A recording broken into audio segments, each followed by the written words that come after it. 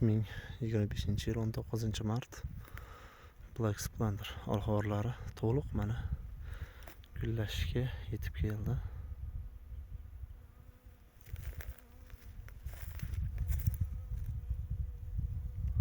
Arla changlatyapti.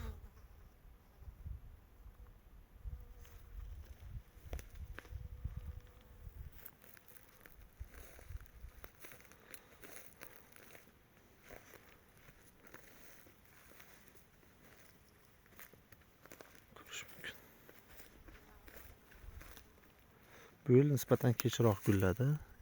25-yil 19-mart. Sal bahorgi sovuqlar ta'siri hisobiga 3-4 kunga kechikdi gullash jarayoni.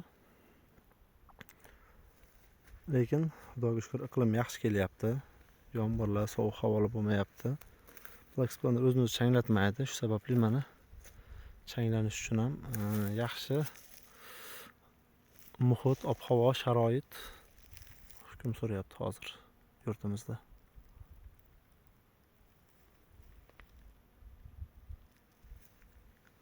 Ko'rish mumkin mana.